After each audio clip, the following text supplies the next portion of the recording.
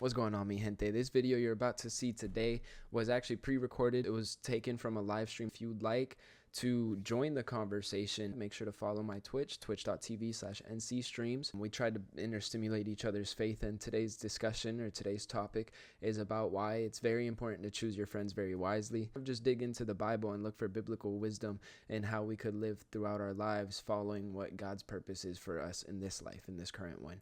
So without further ado, I'll give you guys over to the video, to the stream. Thank you guys so much for the support, and stay tuned. So I want to have kind of these biblical talks, and maybe this could create a new norm, and eventually this could be its own channel where I have these like discussions and I'm gonna call it therapy, because in reality I do this for myself. I don't do it to like kind of teach anyone. I don't do it to like bestow God on anyone. I just do it to kind of talk to myself, and in that sense always bring in God's wisdom with that, and it opens up this like space to be honest and for God to be honest with me. Minnie was there because my niece left her there, so she's gonna be looking at y'all this whole time. You know, I thought it was pretty cute. I'm like, you know, I'm gonna leave that there as like a, and then I got my dude Boba Fett right here. He's also just watching y'all, so just just keep that in mind, okay? Don't get on my bad side, okay? I got my people ride for me. Okay. My real name is Nandy, y'all, and I'm here because I kind of want to be more upfront and truthful about like the original purpose why I started streaming anyway, was to kind of keep it centered around God.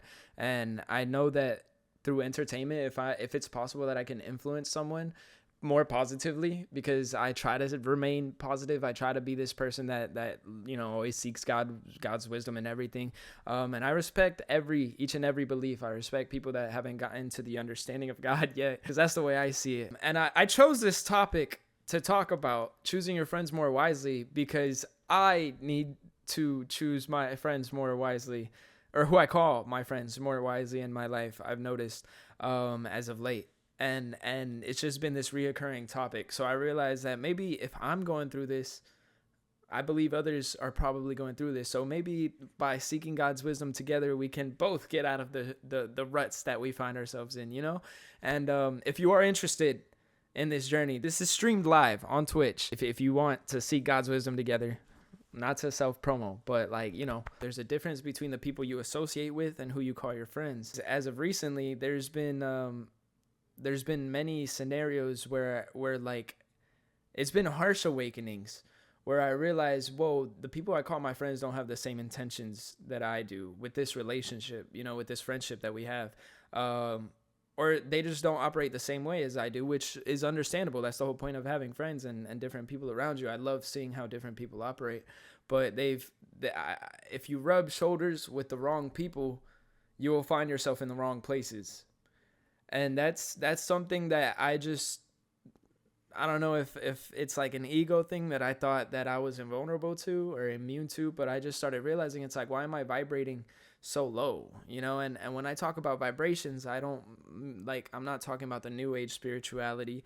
There is a scientific aspect to it, but when I say like higher vibrations, I normally mean like, you know, just in happier emotions, in a good flow state with your life. And so if somebody's always negative minded, you know, if somebody's always a victim or talking about how bad life is, like then they're generally more negative, you know? So like if you hang around somebody that's in a bad mood, isn't it true that their bad mood could spread to you? You know, like you don't really like being around somebody that's so like down all the time, because you get down too. And that's what I kind of resonate with frequencies, you know, that is kind of that thing, like how are they vibrating, you know, like how are they carrying themselves, how are they moving?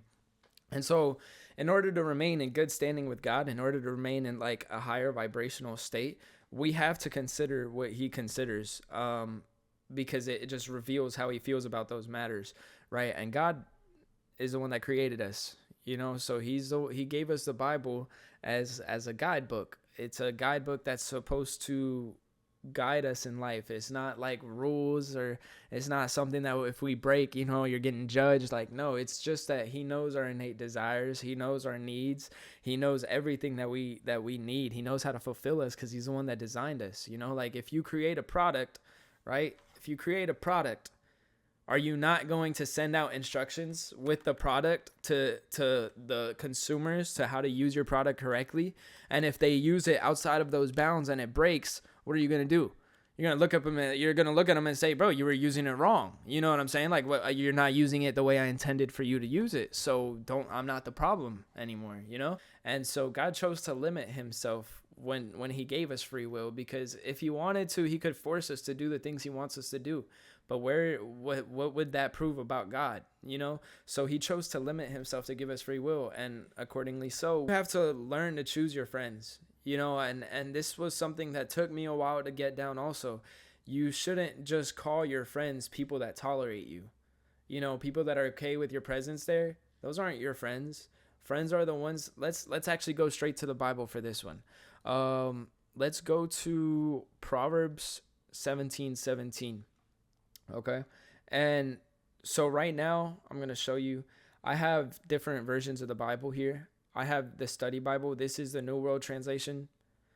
It's published by the Jehovah's Witnesses. Use your discernment. Use whatever version, use whatever version of the Bible you'd like. But just pray that God can reveal himself through it. And honestly, before I get into this, also, I really do want to pray. I before I even start speaking God's word, I want to pray to Yahweh. Yahweh is God's name. I want to pray that every word that I speak is commissioned and ordained by him, so that it could just work to touch the hearts of others. And everyone that chooses to listen, or even me that just watches this back, I just pray that God can really just show himself in our lives, and that he can continue to guide us and be the light that he says he is. And I pray that anything that resonates with anyone that hears this, that you could take it, and it could be a seed that grows into something more beautiful in your life. In the matchless name of Jesus, may your name be glorified, Father. Amen and amen. Okay, so Proverbs 17:17. So right here I have, this is the New World Translation. I have the King James Version. I have the American Standard Version, and then in Spanish, a Spanish version. So a true friend shows love at all times and is a brother who is born for times of distress. I think this one calls out a lot, right? Because who do you consider your friends? Like, are your friends the ones that you go to the beach every weekend and you have drinks and they come over when you're grilling? But what about when your woman leaves you and you need some like company, and you don't have, you know, those beers to provide at that social scenario, and you don't have like that fun aspect of you that honestly allows them to hang out with you? Are they still going to be there? Are they going to be there through the tough times? Or are they just there for them to have a good time? You know, these are things that I had to start really asking myself. Like, do I hang around people that just tolerate me, that like what I bring them, or do they actually like me? Like, do they actually have like a real connection with me? Because not everybody has the same intentions as you. It's very important to remember that. Recently, he's helped me find the importance in setting boundaries, because friends, if you don't establish your boundaries and if you don't respect yourself and your own boundaries, friends will walk all over you, will stretch you thin, will take whatever you provide, you know, will take it, and they will keep on taking, because they're more into this self-centered kind of like, and they don't even realize it, and they might not even do it on purpose, but if it's not a real connection, that's what's happening. You know, they just like you for what you bring. They don't like you for who you are. And so it's really important to have good friends around you, because those are the ones that kind of that stick with you, like it says here, that stick with you when there's adversity, when there's times of distress. You know, they become a brother to you. They stick close by you, and they hold you together when you need them the most. And that's food, that's spiritual food, that spiritual growth that each human needs. We're made with social needs. We're made to be a community and to operate in one, you know, out of love. There's just one love, you know. And so this also wants to, I want to go to Proverbs 18:24. Right? Because this is talking about, it says here, there are companions that are ready to crush one another, but there's a friend who sticks closer than a brother. Right? In the American Standard Version, he that makes many friends does it to his own destruction. Wow. But there's a friend that sticks closer than a brother. Okay, so this one also resonates with me because of my people pleasing. Okay, this is something that I myself had to get over. I'm still getting over it. It's like the way that I love, I like to make sure that everybody around me is doing good. You know, the way that I love, I like to make sure that that your needs are met. I like to make sure that you're happy. I like to make sure that the vibe is good in the social hangout. And so I like to just be nice to everybody. And there's a sense of humility in that. There's a sense of like genuine love, but also after a lot of shadow work and a lot of journaling and talking to God has revealed to me that I'm also just making a bunch of friends and wanting to be liked by a bunch of people for my own selfish reasons, for my own internal validation that I'm trying to seek externally. It's so hard to break off this people pleasing, because then I feel like I'm wrong when I say no to somebody. Then I feel like I'm wrong when I'm just like, dude, we can't, like, no, like for myself, to preserve my peace, like to preserve myself, I can't give you this right now, and I'm sorry. And if it's out of the norm because they see the people pleaser that you are, that might even cause some reactions from them that are your worst fears, which is why you people please. Like I hate, me personally, I'm dropping this now. Like I realize it's like, you could be mad, but I'm standing on my own. And honestly, you're mad at yourself now. Like now I'm really getting it. Dude, and thank God that I'm getting it, because that people pleasing it would be my downfall if I'm not working to put it away. And you start breaking out of that and you start realizing it's like, wow, I'm better off without them because I'm setting my boundaries. That literally means that once you're establishing your boundaries, that means these people were inside your bounds. That means they were too close. And what happens when you rub shoulders with people that you're not supposed to rub shoulders with? Like, it's so true that their energies start to go off into your life.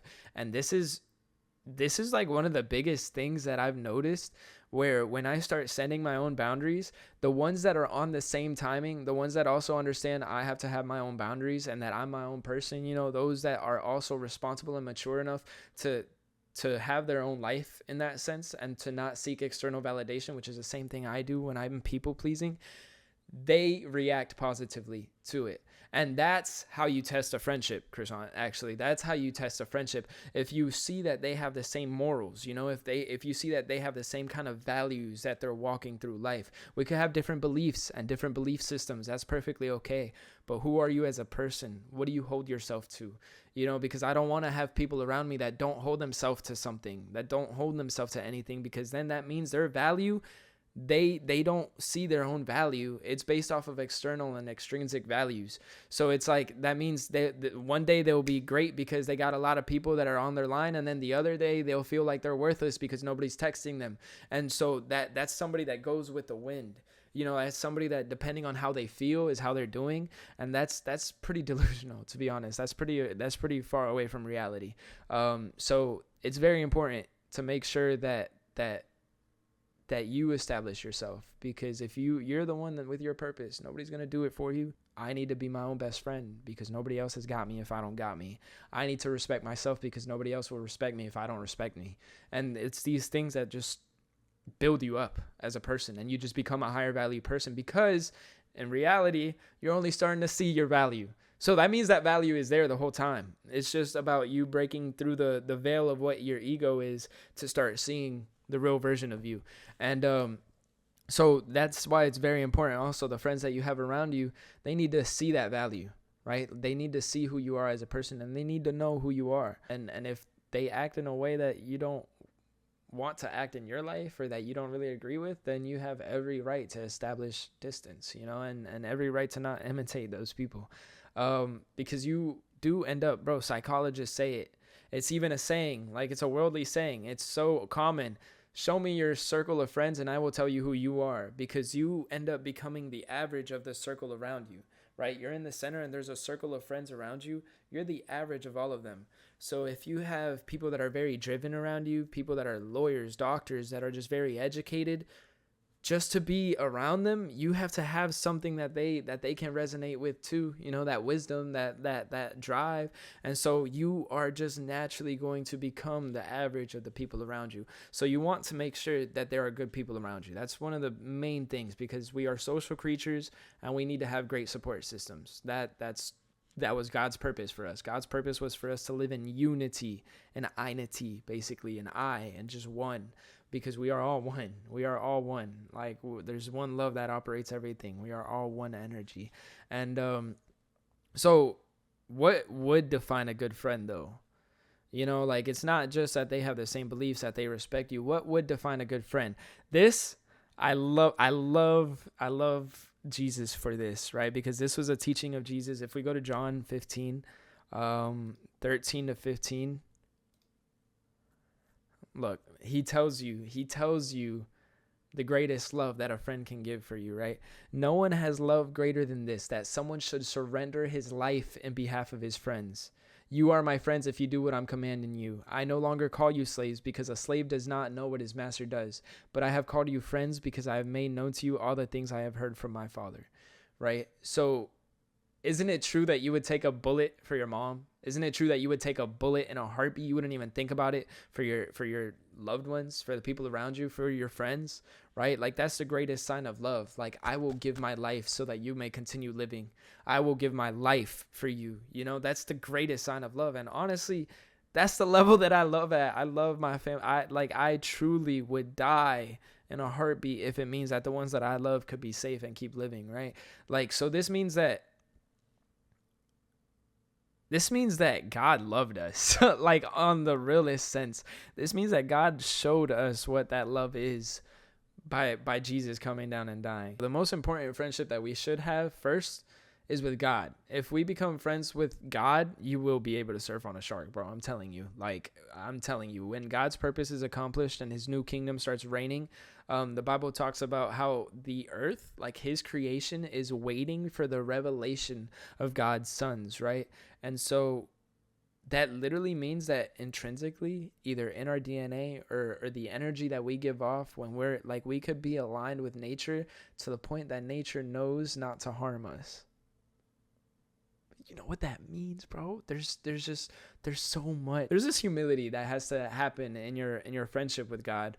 But that's who God makes his friends. You know, the most important friendships that humans can form is with God, you know, and that's once you have like that best friend in your life who always gives you that good wisdom, who you could always go to when you need something. He's the definition of love and good. So I'm telling you, when I'm alone in my room, I put my head down and I talk to my best friend, right? And sometimes I have problems, like myself, believing like, are you even listening to me? Like, am I even talking to anybody? Like, it doesn't make sense. He leaves no room for doubt, y'all. I promise you, God leaves no room for doubt. What I talk to him in private about my life that's going hard, that's like, yo, like, I'm struggling here. Like, I need your help. Dude, when I leave my room, what I talk to God about gets resolved in real life. So it's like I realize that there's this like part of the friendship is having faith. Like, faith is the key. Faith is the key that God's being your friend. Like, that faith is really the key. When I talk to him and I'm like, dude, like right now I'm struggling being able to take care of my grandparents and my niece and my dad and everybody, all like trying to balance this all. Like, please help me. Like, I know that you know, humans aren't meant to take this burden. You want to know what he does? God goes and sends other people in my family, other people that love us, like to just start picking up and sharing the burden. And so it's like, I realize like, dude, anything you want to talk to God about, he will give you an answer if you're humble enough to listen. He answers every prayer. He answers every single one of them. And I sometimes have problems when I see the delay in those answers. But the key is believing that those answers are arriving, right? And so then like sometimes I forget over things that I pray, and then something will happen in my life that just smack me and wake me up, and I'm like, this was an answer to my prayer. Oh my God. Like, and I just feel with joy and fulfillment. And it's like these real emotions that no human creation can match, because you just know that there is a force, that ties and holds everything together, and that listens to you and cares about you and wants the best for you. And that's so good. Like, in this world that is hard to concept the idea of something being good, that's so good, you know, like, and that I just love it, right? And so why is it so important? Why is it so important to have this friendship with God? Let me look up a certain text. Well, look. We could actually read James 2:23. James 2:23. So again, the New World Translation likes to preserve the name Jehovah. That is God's name. Back then the J's didn't exist, so God's name is Yahweh, Yehovah. I am more comfortable calling him Yahweh than Jehovah. Same with Jesus. I'm more comfortable calling him Yeshua, Yeshus, like Yeshua, because he came in God's name, the Bible says. And so if God's name is Yehovah, then Yeshua came in God's name, right? Yeshua. So I believe that that's the best way to kind of keep it as close as possible. But so and the scripture was fulfilled that says Abraham put faith in Yahweh and it was counted to him as righteousness. It was counted to him as righteousness, and he came to be called Yahweh's friend, right? So by putting faith, I just said faith is the key. By putting faith into God, God views that back as righteousness, as, wow, you're trusting in me. And because you're trusting in something you don't see, you have something deeper that I like. And that makes me draw closer to you. You know, that makes me want to be your friend because you really have that love in your heart. You have that belief, you know, you're yearning for me. So I'm going to come to you. And that's so beautiful, because we really don't deserve that realistically. Like when we start analyzing and putting in the full picture, like who we are and how selfish we could be sometimes and all this and that, like I feel like I don't deserve anything. Like truly, I don't deserve anything, because I'm just no better. I'm no better than any man. You know, I'm no better than a dog on the street sometimes. Like I'm no better. But God says he knows that, and he still wants to be with us. And that's something that like, I don't know, man. I don't know. It makes me feel obligated to better myself. It makes me feel obligated to want to do the best that I can every day, because someone wants me to do better, you know, because there's a force that is pushing me to do better. And as I get better, I'm also helping everyone around me get better. And that's something like, and that could be classified as getting closer to God. You know, I want to lead people to God. And that's what I want for my life. That's what my purpose is, truly. And so I do believe that this streaming is a step in that. I think it's a step in me getting closer to my purpose. So thank you, honestly. Thank you guys for tuning in. I love you guys, honestly. I used to not believe in God, but now I believe everything happens for a reason, and it will always be okay in the end. That's really what it is. That's how I started believing too. When I was like really far away, I just started realizing that things are happening for a reason. And the Matrix movie actually puts it pretty interestingly, when the Oracle asks him for a piece of candy, he's like, but don't you already know, like, if I'm going to say yes or no to the candy, like, why do you still ask? And she's like, oh, you've already made the decision, but you're only here to find out why you made that decision, right? So that kind of puts into perspective, like, everything does happen for a reason, and we're here to experience those reasons, right? Like, we're here to kind of see, you know. And that's kind of the way that I take about my life too. Like when things are happening and I act a certain way, that had to happen so that I could see the way that I would act in that scenario. And if I don't like the way that I acted, then I put in conscious effort to change that for next time when that scenario starts to pop up, the flags go off in my head. Hey, last time you didn't really like the way you acted, so we could probably act a little better this time. You know, like, okay, all right, cool. And then just by that, doing small improvements. If it's not okay, it's not the end. Amen. I try not to dwell on negative so much and just keep pushing forward. And that's the best way to do it, because it doesn't, like, what you give your energy to is what will grow. So if you're negatively charged, if you're negatively thinking, if you have this anxiety over you, like over the worst case scenario that could happen, I'm not gonna lie to y'all, I was anxious to have this stream. Like, I was nervous to just hit start streaming, but I put in the time beforehand to prepare for this. I did audio checks. Now my mic sounds, thank God that my mic sounds so much better than it did before. And not just that, but like I even set up the screen. I set up the crop so that you guys could have the Bible and follow along with what I'm reading, because it's just, instead of me worrying like people are going to judge me, instead of me worrying about like, what if I sound stupid? What if I just like, instead of worrying about all of that, I said, okay, but what if I help one person?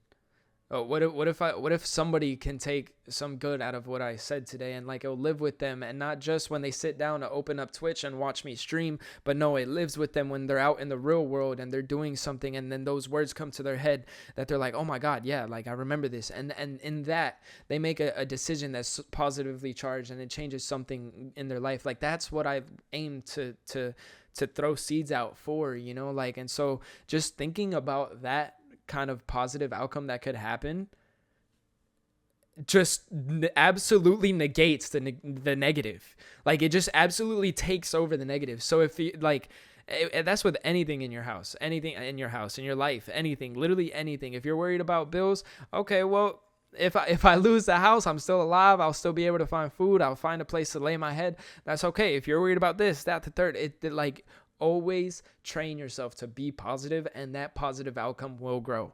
That positive outcome will be what happens. But if you're focusing on the negative and you're focusing on what could go wrong, you're going to behave in a way because you're subconsciously believing that that's what's going to happen. You're going to behave in a way to make that true because that's what you do. That's what your body does. We're very intricate machines of manifestation. We are very intricate machines. God created us in his image.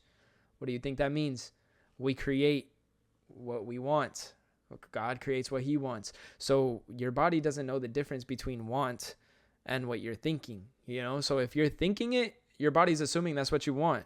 You know what I'm saying? Like, and so this is you gotta be this is a thin line that we walk here because your body doesn't know the difference between good or bad either. It's about training your conscience. Thank you so much for the follow, Jason. You're so real. Thank you. Personally, I believe that there is a higher being, but not God like Christianity or any other religion presumes him. I believe in evolution being, but that a higher being put that into motion. That's reasonable, Krishan. That's really reasonable because I understand that theology and religion, it's an attempt at putting an image to like what this creator is, like what this universe is, like the way that it works, it's an attempt to put an image to it. And because honestly, the best way that humans learn is through storytelling, right? Like you could scroll through reels one day and find a reel that says, hey, if a rhino starts charging at you, you gotta like, don't run, stay still because rhinos are kind of blind. So they'll just go off of sound and like where they feel you that you're at. So don't run. But then if I tell you a story about how I was in the wild and this wild rhino starts charging me and I just had to stand still. And then the rhino like couldn't find me anymore because I just stood still and then just walks away. You're going to remember that story instead of that reel that you watched in 30 seconds, 60 seconds. But you're going to remember the story I told you, right? So humans kind of remember things and remember morals and lessons better off of stories, right? So I believe I believe that theology is a way of putting a story and an image to what God is and what God's purpose is for us and his intention truly. But if associating these images draws you closer to him and makes it easier to do so, I'll go that way. You know what I'm saying? Like I understand that, but 100% maintain your level of discernment and every time just pray to the being that be, like pray to the powers that be, like just reveal the truth to me, because if you really want people to get closer to you, you wouldn't be afraid to reveal the truth. Like just reveal the truth to me. And that's what I do when I go through like different religious teachings, when I go through pastors' teachings and stuff. I'm just like, I know that sometimes we're all human. We're going to throw in our own little thing, like our own little misconceptions sometimes. So just try your hardest to use your filter, filter what's true or not. Like your body knows, like your conscience will know what's true or not. You just got to keep training that as well, and God will help you. Honestly, I need more positivity. I like talks like this. It makes me feel good and lifts me up. That's what I love to hear, bro. That's what I love to hear. And kid, I'm not even gonna lie, bro. I actually pray for you, like literally, like, and before I stream, I pray. I do the general prayer, like everybody that hears me, like, I hope that it can help them and everything. But then I actually, like, while I'm in prayer, like deep prayers with God, I just start really bringing up everybody in my life and the scenarios that they go through. And you've come up several times in my prayers where I'm just like, dude, and help her. Like when you were going through at your apartment and everything, I was just help her get through that. Like reveal yourself, like guide her through her decisions, like help her see your light. And that's whenever you would say like, oh yeah, man, things were just working out and all this and that, I'm just like, thanks, like that's good. I love to hear it. And I'm not saying it's because I prayed or anything, but I know that, bringing up names to God just makes them more in like God's attention. And so then he's more like present in their lives. So I'm always praying for my cousins, and I'm always praying for my family, and I'm always praying for those around me. And like, even if I'm not talking to them, God's talking to them, so like that's one of the best things. And that's also why this is a discussion for another time. That's also why relationships are like, yo, if your man is acting up and you guys are like in an accordance relationship, like with God's purpose, if your man's acting up, yo, step around your man and talk to God, because God will go talk to your man for you. You know, if he's not listening to you and you've tried to do your thing, like you've tried to explain yourself to him, go talk to God. God will come back and talk to him. You know, like that's how that works. Like you can always go to the big man. You can always go to the boss man. And that's why I'm just like, we don't deserve this. Like, it's really just a superpower we all have. Makes me, things are good in my life right now for sure. Amen. I love that. And I pray that they continue. I really pray that they continue doing that. Yeah. So I also believe that a lot of problems that come with really this like belief in God and getting closer to him is people have authoritative problems now. You know, like authority problems that could stem from their parents, from childhood, from teachers, whatever, like from different traumas, right? And I completely understand that, because I was the same way. I was the very same way, because watching my parents grow up in a very strict religion, right? And they just took things to one extreme level. And I'm just like, that if God is love, like you shouldn't be acting so extreme. And then on top of that, you're saying this is God, and you're saying this is God's will. Like, I don't think that doesn't sit right with me. And so as a little kid watching that, as I grow up, like it put this like trauma, man. It put this like, I'm not gonna listen to authority. I'm not gonna listen to anybody that wants to like lord over me, because obviously they don't have the best intentions for me. It's their own personal intentions. But that was based off of my personal like relationships, like associations that I made with that, right? And the best example that I can put right now, because I have it with my niece, my little niece. She's 2 years old, right?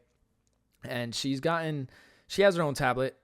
Against my advice, they got her own tablet. She's not addicted to it or obsessed with it, thank God. Like we do try to watch her screen time and everything, but most recently, you know, I'm like, oh, I want to take her to the park. Like, I'm going to take her to the park. And I tell her, I'm like, vamos pa parque? Like, you want to go to the park? Like, let's go.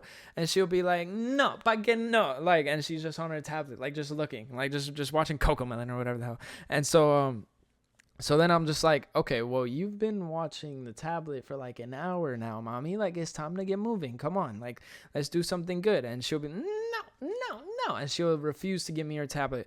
So I'm just like, okay, well, I know, like, for the betterment of her, although it's going to be painful for her in the moment, I'm going to take away the tablet, okay? And I'm going to take away the tablet, and I'm going to say, go get dressed. Like, go put on your shoes. Like, let's go to the park. What happens next? You know, what happens next is the biggest fear that every parent goes through, the biggest thing, the tantrum. The tantrum arrives because it's the end of the world for my little niece. You know, it's the end of the world. But in that moment, I have to stand firm on what I did, because I'm looking more into the future than she is, because I realize, hold on, this is for your own good. Like, let's go outside. Like, this is for your own good. I don't expect her to understand that, but I expect her to listen and to go with it. And then when she eventually does, because she will, because she's a child, you know, like, they're very impressionable. Once she does, and we have that good time, she doesn't even miss the tablet. Right. And so that's the same way that I kind of view these things with God, because we are children of God. Right. So if God asks us to give something up, which that could be pretty deep into like a relationship with him. It's not that when I say God asks us to give something up, it's, for example, when it's been revealed to you through your own actions that maybe you have a habit that's not helping you. You know, that maybe you have something that's not going to help you keep growing or get closer to the purpose that you have in your life. You should probably give that up, right? Like, that's just normal. If it's not helping me, if it's not for me, why would I hold on to it, you know? And so when God asks us to give something up, it's painful. It's going to feel painful. You know, it's that tantrum. You want to throw a tantrum like, no, I don't want to let go of it now. You know, like, it's that tantrum. Me and smoking, guys, let me tell you guys, not to get too off topic, but last night, I almost fell back. Before it was nighttime, and I was coming back home from my grandparents' house, and I stopped at a park. And originally I was going to just jog and work out. I make sure to work out or do some kind of workout every day. And so I got to the park, and instead of working out, I started rolling up a joint. It was just a habit. It was just habitual. Like, I just started rolling up, and then there was something inside of me that's like, don't do it. Like, don't do it yet. Like, I know I'm going to smoke again, but it doesn't have to be tonight. Does not have to be tonight. I was still rolling, and I'm just like, yeah. Like, I was just suppressing that voice inside of me. You want to know what happens, guys? You want to know what happens? As I'm getting out of my car, because I can't smoke in the car, obviously, like that's out of respect. And so as I'm getting out of my car, it starts thunderstorming. It starts thunderstorming to the point that I can't, like, soaked for standing outside for 1 second. So I get back in my car and I put my joint away and I look up and I'm just like, thanks, dude. Like, I understand. I understand what you're doing. Like, you're showing me that I'm stronger than I think I am. Like that. And that's what happens. Like, that's ultimately what happens. And so I realized that if I have an unhealthy habit, I got to give it up. And God helps you give those up. Like, he will help you supernaturally. And it will frustrate you sometimes because it'll be in the form of frustrating your plans. But it's for the betterment of you. It's for God's looking more into the future than you are for yourself. Like, do you I had my history with it. You know, I have my relationship with weed, and I've made it serve me to a certain extent. But then I realized it's like, is it serving me or am I serving it now? That I realize that I want it. You know, and then if I go without it, what happens? That's how you test yourself. If you test yourself, if you're not addicted to something, or if it's not Lord over you, like if it doesn't have control over you, try to go without it then. See what happens. Starve yourself from it and see what happens. And not only that, y'all, but he frustrated plans with someone that I was going to hang out with last night too at that park. And I'm not going to lie, it was for my good too. And it's like, there's a part of me that knows that, like, I shouldn't even, like, that's why I'm talking today about friendships and good associations that you're supposed to have around you, because there's a part of me that knows I have no business spending any time with this person. No business. A king doesn't hang out with the peasants just because they went to the same school, right? And I'm not saying I'm a king. No. I'm just saying, like, think about it in terms of somebody that has value. Like, just because this person has history with you or you guys have history does not mean they have access. There is a certain amount of control that men give up when you are falling to lust. There is a control that you give up, and it's the ability to create in your own life. Think about it. What is your semen, men? What is your semen? What is it? It's the ability to create another life. It's the ability to create. So if you're constantly being drained from your essence that's there to create, and it's not flowing through your system, because it's proven when you are not releasing, it flows in your body. Your semen actually goes up your spinal cord and into your brain and then back down. Like, I'm telling you, this is such a funny topic that you come back in on when ads are over. But I'm talking about the evil of lust. I'm talking about how lust is so bad, because in this society, if I wanted a cherry, I would have to go to the store and go pay for a cherry, right? If I wanted anything that's good for me, anything that nourishes me, I'd have to go pay for it, right? So why is porn free? Why? And not only is it free, but it's everywhere. It's in every social media platform. Because there's a power, an invisible power that we are giving up every time we fall to lust, right?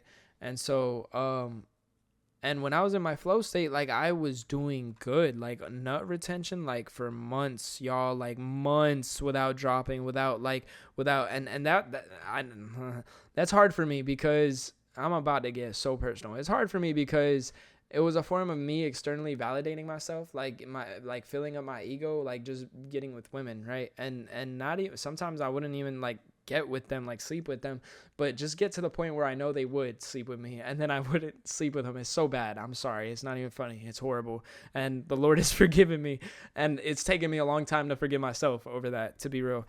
But like, then he also showed me why I do that. And then he also showed me, like, and he's still showing me how strong lust really is, and why it's being used to the level it's being used nowadays to keep us down.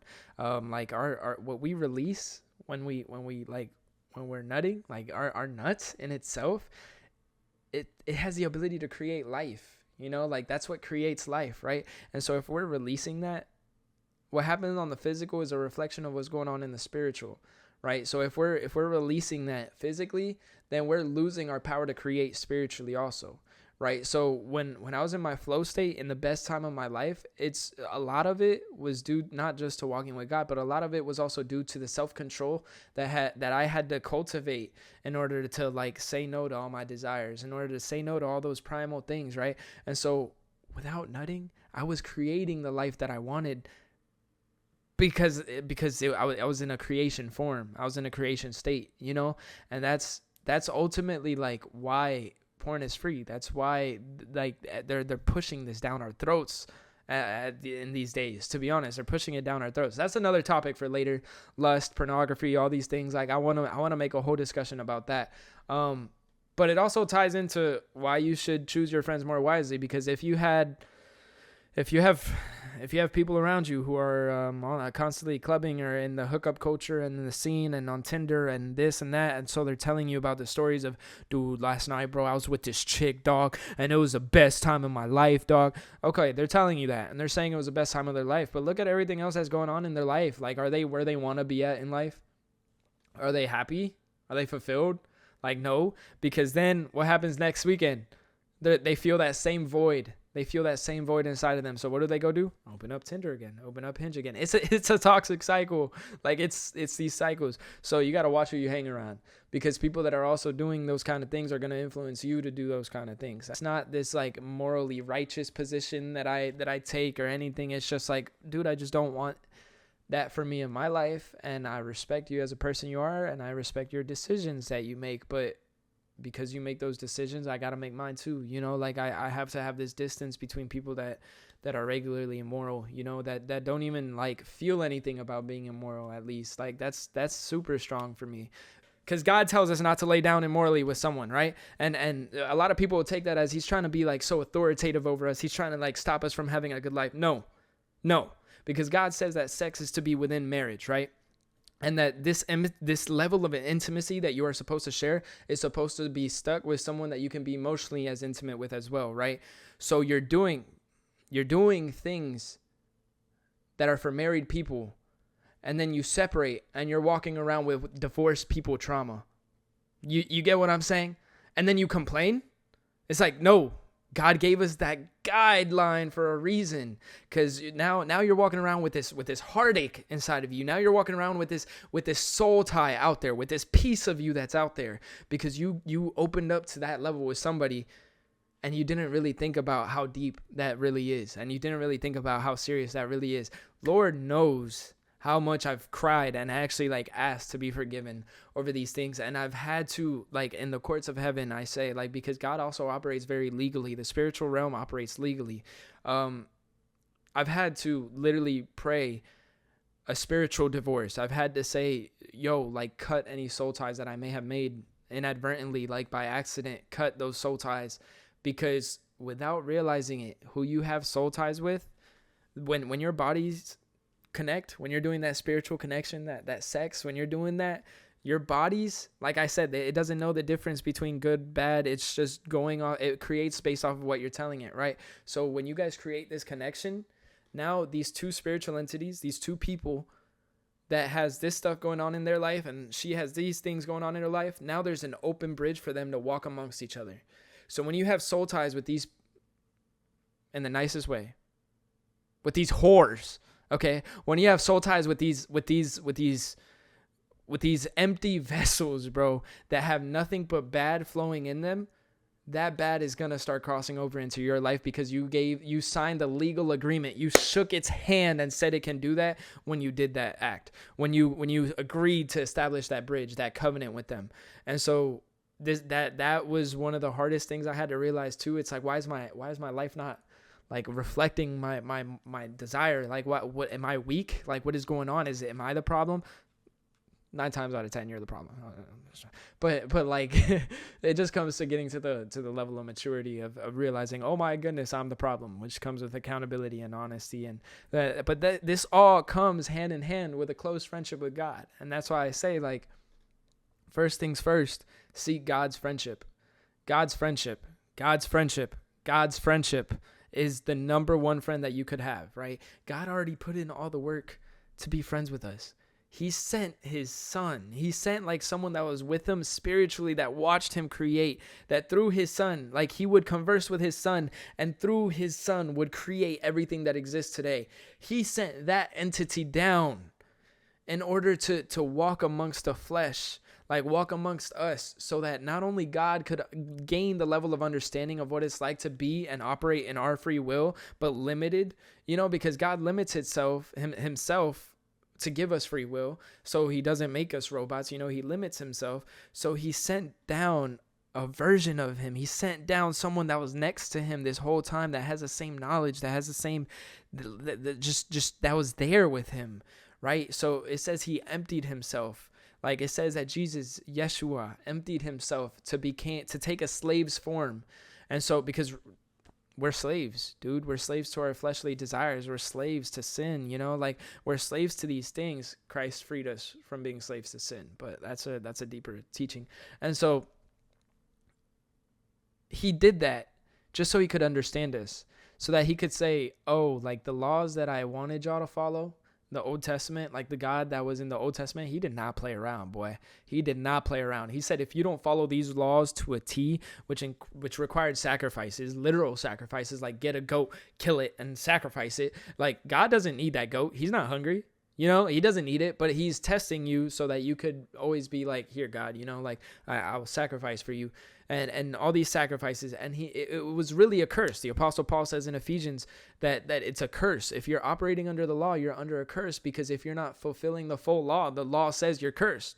So that's a very harsh way of dealing with your creation, God. Like that's a very harsh way of dealing with us when we're struggling with these things. So he sends down his son, so that, like, his avatar, bro, he sends down his avatar so that he could feel what we feel, so that he could know what we think, and like how we're plagued by these things. And he says, I understand.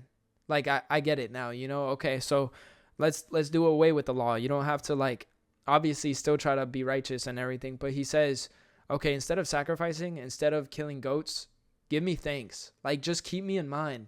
Just keep me in mind, because when you keep him in mind, you now automatically strive to do better.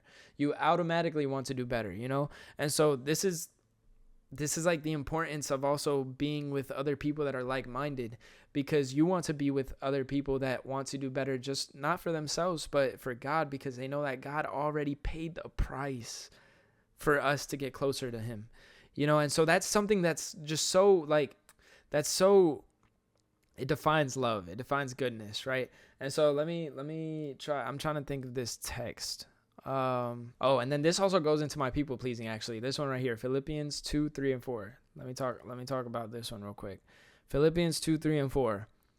Do nothing out of contentiousness or out of egotism, but with humility consider others superior to you, as you look out not only for your own interests, but also for the interests of others, right? Let nothing be done through strife or vain glory. That's crazy. Vain glory is the same as egotism, because it's glory that's in vain, right? Like glory, like you're receiving glory, but it's in vain. It's for your ego, right?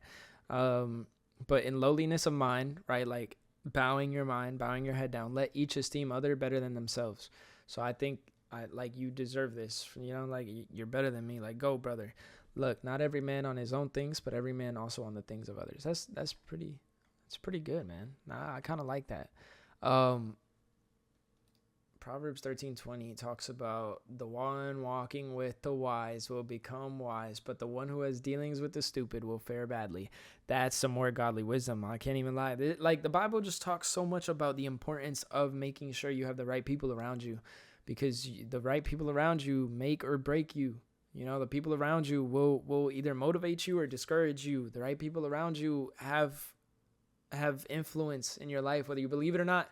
You could be the most stuck, like, grounded person you are, but if your friends that you allow close to you act a certain way, that means you kind of look up to that way, or you want to imitate that way, and even if you don't, it starts happening naturally, because we are habitual creatures that just imitate the people we respect and love. That's why the father, the mother, and the child, like, you're supposed to be the person you want your child to be, not just say what you want them to do. They're not gonna obey you if they see you go and do something different. Like, you have to stand firm and be the person that you want them to be, Yeah, and naturally, the 1 Corinthians 15:33 always talks about evil communications corrupt good manners, right? Bad associations spoil useful habits. Evil companionships corrupt good morals. I like that one. Do not be deceived. Evil companionships corrupt good morals. Like, this is the Apostle Paul in Corinthians and in Ephesians. Let me see in Ephesians 5, 6 through 6. 6 through 9. Let no man deceive you with empty words, for because of such things the wrath of God is coming upon the sons of disobedience. Therefore do not be sharers with them, for you were once darkness, but you are now light in connection with the Lord. Go on walking as children of light, for the fruitage of light consists of every sort of goodness and righteousness and truth. That I thought the Bible sent us a winky face right there. That'd be so funny. Do not become unevenly yoked with unbelievers. Okay, unevenly. This is the text that God used to speak to me with my last girlfriend that I had, my last ex, right? The one that checked off the entire checklist of what I thought love was, right?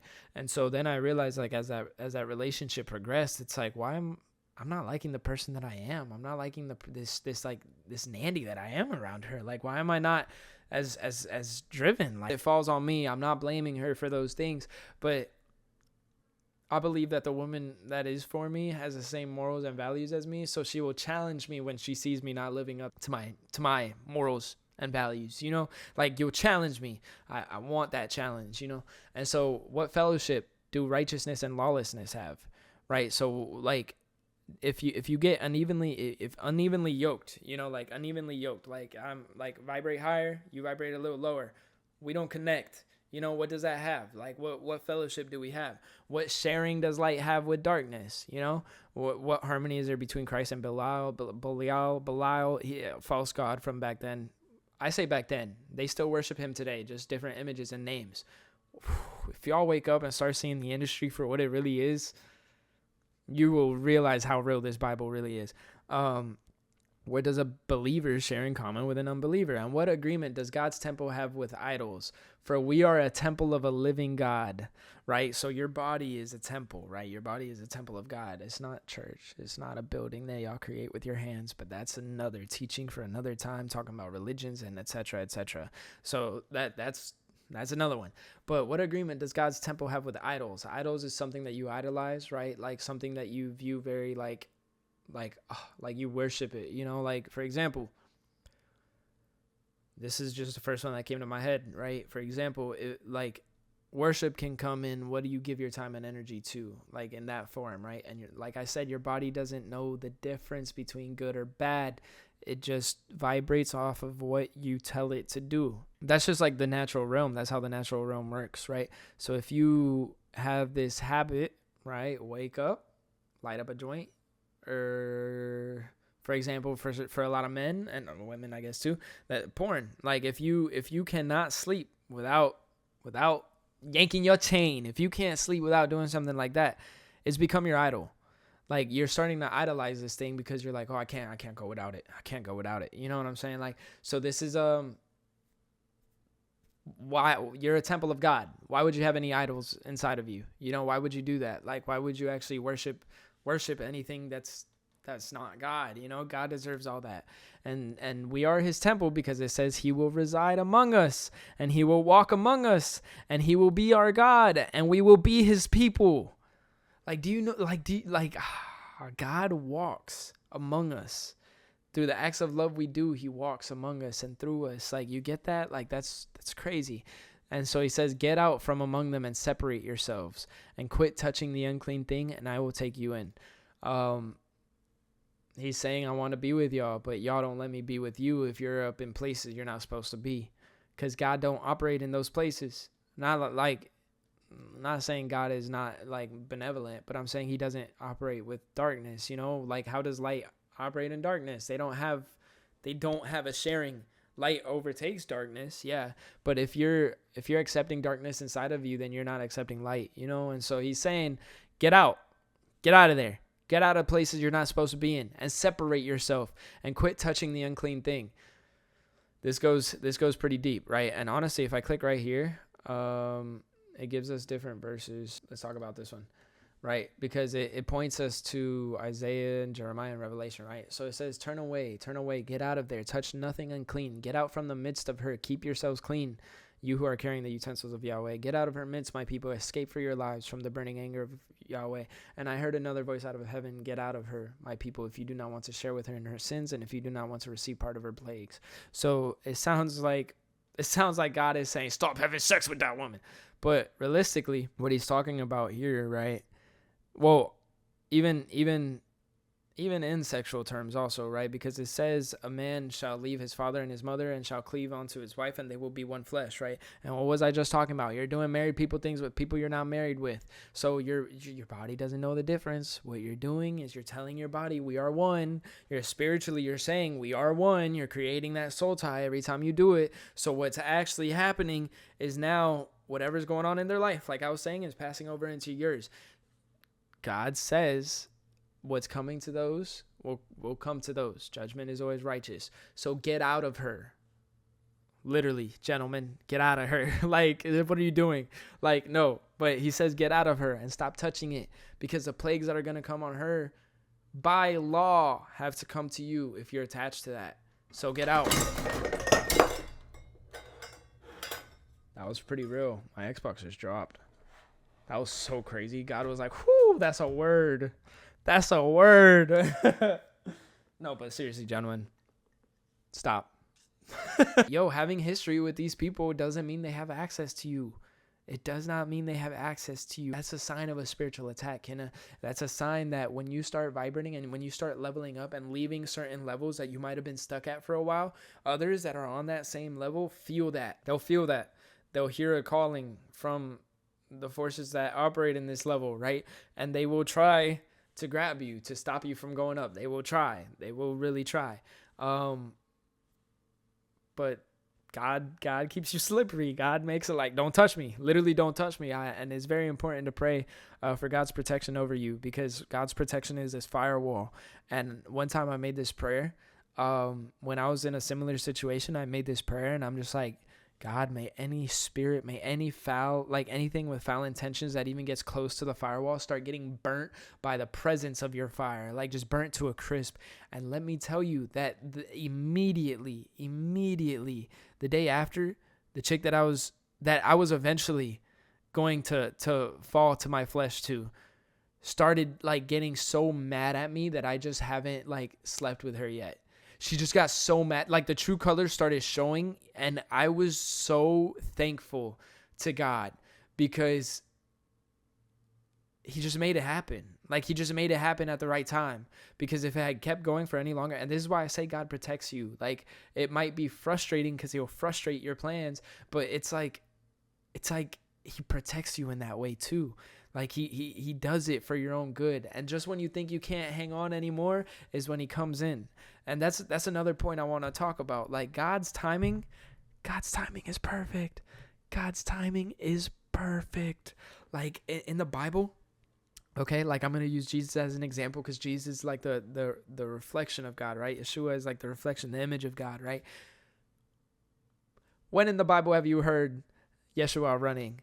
Have you ever heard of him running? No, because he's always on time. Even when his buddy Lazarus died, he still got sad, and he didn't show up until 3 days later. He got sad hearing the news that his buddy Lazarus died, and he didn't start his path to where Lazarus was, right? So what does that say though? Like, first of all, it says that Yeshua already knew that was going to be used as a way to glorify God through the resurrection of Lazarus, but it also shows that his timing is so perfect. He doesn't have to run. He's always on time, right? Like think about when you have an appointment at 2, right? Or you're supposed to be somewhere, you told your friend you're going to meet up at 2, right? I'm the kind of person that will stretch every minute I have at home before I leave. Every minute I have. I know that's probably not the best habit, but I'm the kind of person that will stretch every minute I have, and I will get there right as it hits 2. I will get there 9 times out of 10, right? Sometimes 5-10 minutes late out of traffic and everything, which is why it's important to leave early, but I will get there, right? And so think about the people that were there waiting for me when it was, let's say the time was 2, when it's 1:58, 1:55, 1:59. They're like, oh my God, he's late. He's going to be late, like, oh my God. But then as soon as it hits 2, I'm there. Am I late or am I on time? I said I'd be here at 2 and it's 2, So it's like, that's how God operates. Even when his disciples were in a boat while there's a horrible storm happening, right? Where they thought they were going to get tossed and turned and flipped and die and drown, which, props to the people back then, to my ancestors too, because they came on boats boats made out of wood, and they were sailing oceans, y'all. Like, do you know what do you know how scary that is? Where you look around and all you see is water, and you don't even know what's under you in the depth of that water. Anyways, so they were in this boat, and it's about to sink, right? Like, they're losing faith that, like, they're about to die, right? Then they look out into the storm, and what do they see? What do they see? They see Yeshua just chilling, just walking. Hey, like walking on water, just, hey guys. And they're like, do you not see what's happening? Like, hello, like we're about to die. He's like, oh, just come on over here. Just walk over to me. You're fine, man. And so then comes the story of how the apostle walked on water. And then when he actually fell through the water is because he started looking at the waves and how bad the storm was. And then fear got in, right? So as long as he was walking through faith, looking at Yeshua, looking at him and saying, I can reach you, he was walking on water. But then when he started looking down and seeing the water and the waves all around him is when the waves started taking him and he started falling down. And that's when Yeshua was like, you man, a little faith. If you just had more faith in me, you would have made it all the way. You know, like, come on, bro. And so it's kind of the same thing, though. Like, I'm trying to get at the point that Yeshua walks. He walks. Even today, he walks. Like, he walks. And so God's timing is always perfect. God will always come in at the perfect time. And as long as you have that faith. So even when you're in a fight, it's like you said, Kenna, if it's still negative, it's not over.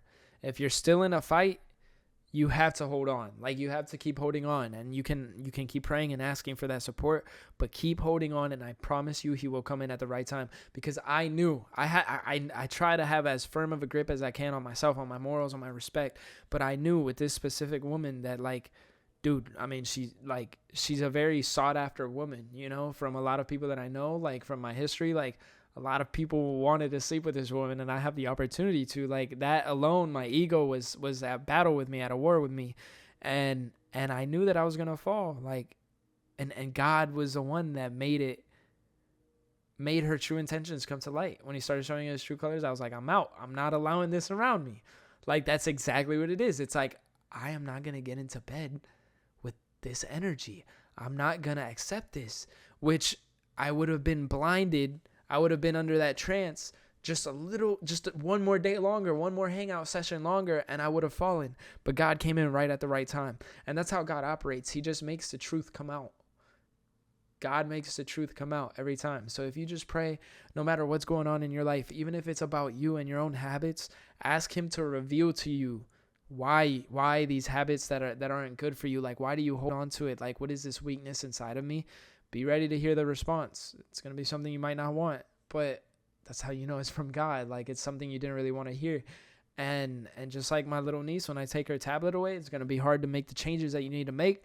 You're going to say, I don't even see the point in making them. You're going to fall a couple times. And that's fine. That's all part of the process. God incorporated all of this in the journey that he made with you. That's hand-tailored with you. He already incorporated your stupidity in that journey. He knew you're going to stumble. He knew you're going to fall. He knows. So that's why, like, the faith in Christ, the faith in the fact that God forgives us because he knows us, because he came down in human form, is what gets you saved. Because when he sees that, he says, I got you. Like, I know, buddy, but keep doing the best that you can do. And that's why today I can wake up and be happy over who I am. Like, if I wake up and I think about all the times I failed, I'm not going to be happy, but I don't have to think about the times that I failed, because I know that God already wiped it away. Because I know that God's like, I know, Papa. It's okay. Dale. Keep on walking, man. It's okay. Sigue caminando. Like, you'll be fine. You know, like, and that's something that just resonates so deep with me, that stokes this fire inside of me for the Lord and for God, because it's like, you know me, bro. You know me. You made me, bro. Like, you know me. Like, my grandfather was talking to me about this. It was definitely God through my grandfather. He was talking to me about, there's a difference between friends, who you call your friends, and who you associate with. And this is big. Like, this is actually really huge, because who you associate with sometimes aren't your friends, because they don't have the same intentions or the same love for you, right? But who you call your friend, you don't always have to associate with. You could have a relationship with somebody you haven't called in a really long time, but when you call, it's like day one, and that y'all like never stop talking. You know, it's those real connections that are friendships. You know, so the people that you hang around with every day aren't always your friends. And that's something that I also really had to learn, it's like, and that's why 1 Corinthians 15:33 says bad associations will spoil your useful habits, your good habits, because if you're associating with people that are not good for you, in turn, bad associations, they will naturally break down your good habits and your good flow that you got going on in your life. And so that's something that like once you start, it's a level that I had to reach of respecting myself, because as a people pleaser, that intrinsically means you don't respect yourself. And that's a lot of inner work you got to do, man. It's so it's so childhood shadow work. It's so deep sometimes.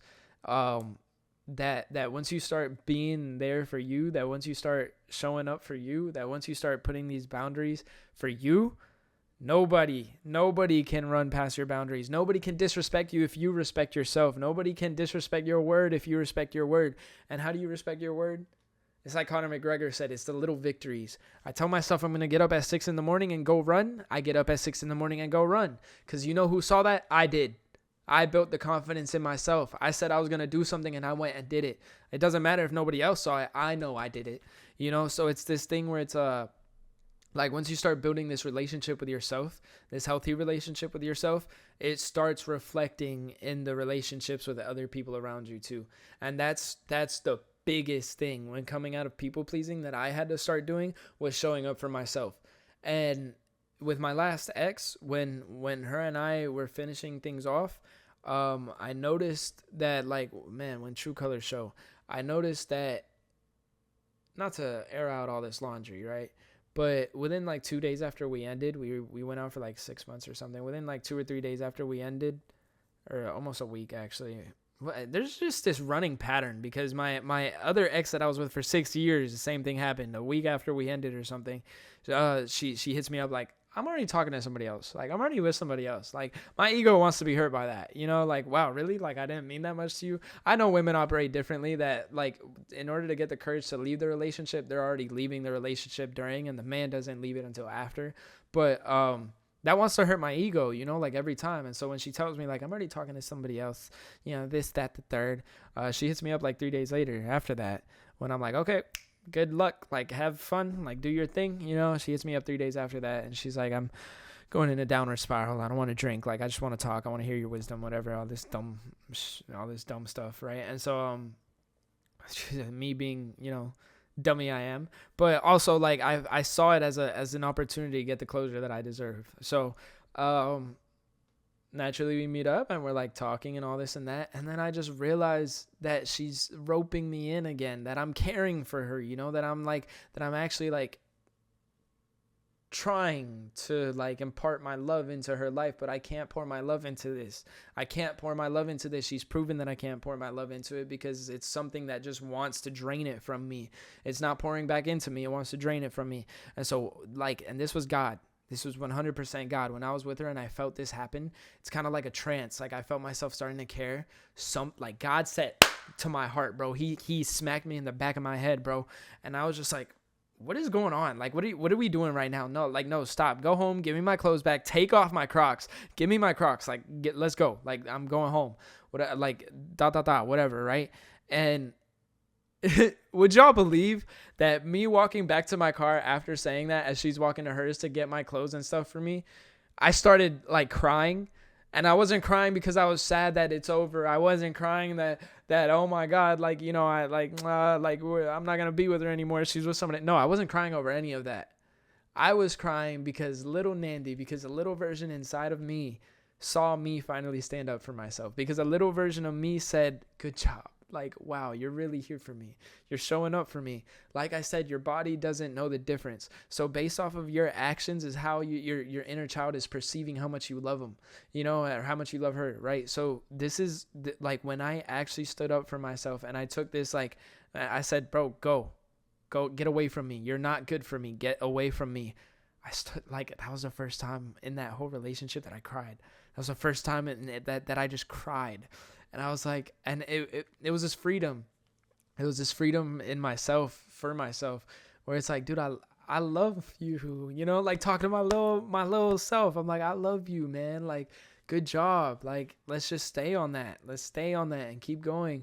And ever since then, like, once I broke that off, like, there has just been this unequivocal respect, like, that like I hold now for myself. And because I hold myself to that level of respect, it drives me. Like, it drives me, because when motivation is gone, it's my discipline that's got to kick in to help me keep moving, you know? And so that's what drives me, is the discipline that comes from respecting myself and loving myself. And and by no means am I saying I have my stuff figured out. By no means am I saying that, like, I'm better. And I'm just saying that I'm on the path to it. And this path is hard and it's narrow.